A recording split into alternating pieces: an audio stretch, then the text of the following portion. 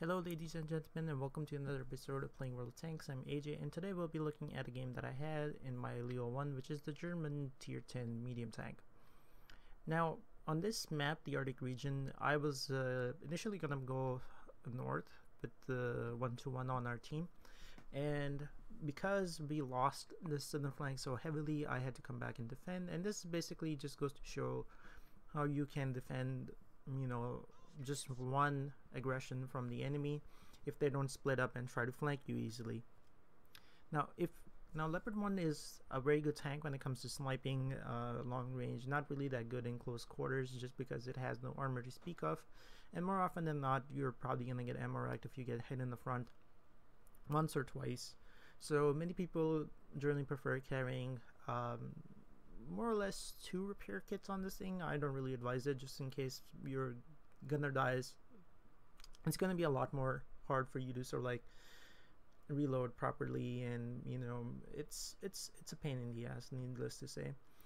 Sorry I didn't put a lot of content last week. I didn't really get to the games. I mean, I tried really hard, and my WN8 wasn't really that good, and here we see our first victim, the Object 140, who is driving quite obliviously right in front of us.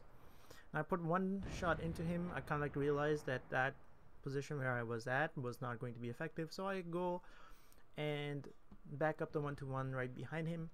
Now over here the objective was to sort of like put pressure on the 140 and to sort of like see what we can and cannot do, and so initially I thought that we would be outnumbered here because the 140 had played so aggressively. I thought that he might have had some backup, but he really didn't. Now the excellent accuracy of the Leo 1 lets me put a shot into his cupola. I tried to do that again, but it only manages to bounce off of it, or maybe do some critical damage, but not actually do damage to him. Again, another shot sort of like goes completely into the middle of nowhere. Now over here the Object 140 exposes a little bit too much of himself, and the Leo 1's gun just makes him pay for it. He actually gets cracked with that shot, and one more shot sort of like puts him out of his misery. Now looking at the amount of tanks that's in the south, at first I thought the people at the base should be enough to sort of like defend, but at this point, like, if there was nobody coming our way, then the 1-2-1 was basically okay on his own. So I decided, you know what, I think we have lost too many tanks in the south, and I just need to get back and defend the base.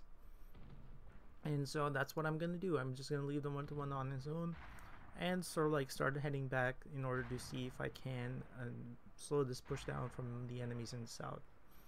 And the biggest problem in assaulting the enemy base in the south is if you're spawned in the north, is that you have to cover this wide open ground before you get to the enemy's cap.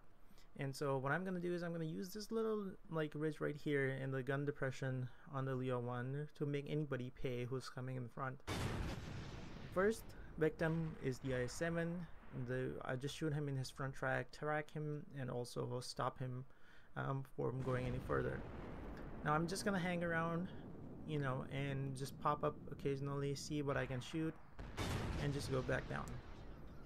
So there's quite a lot of enemy tanks that are pouring in, and I was surprised at this point nobody decided to sort of like flank us. Even though they might have had a tank advantage at this point, they had actually given up most of the map for us to sort of control, and that's where it doesn't play well regardless of which heavy tank you're driving.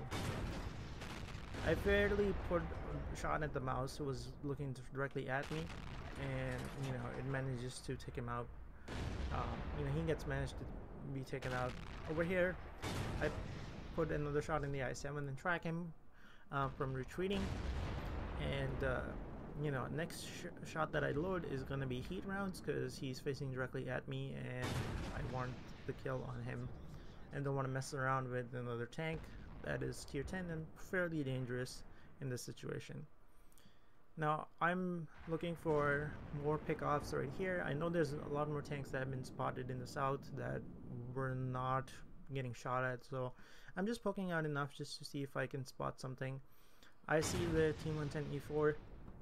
I bounce off his weak spot at the top. I decide to go back and sort of like pretend that I was backing off, waiting for the Sixth Sense to sort of like reset. And then I was gonna come out, try to spot him again, and see if I can repeat this process. This time the gun flies through, and you know, he gets taken out rather quickly. Now there is just 2 Centurions and a T-57 that are spotted in front of me. I think that's now is a good time to sort of like move out and take him out. At first, you know, I come forward, you know, see the Centurion, and before he can get into cover, manage to take him out. T-57 puts 1 shot into me, and you know, starts backing off. I at this point, I don't know, I could have gone straight and actually put a shot both in the Centurion and the T-57, and what I did was I decided to chase down the T-57. Now my initial thought at this point was that he had fired 1 shot, and you know, he was not going to be reloaded by the time I get there.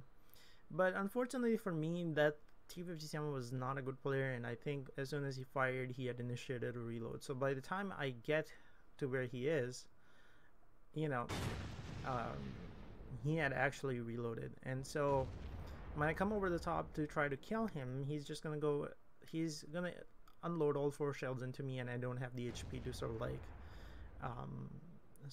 you know, tank it. So I essentially die over here.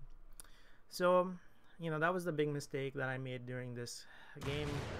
You know, never underestimate the T-57 reload.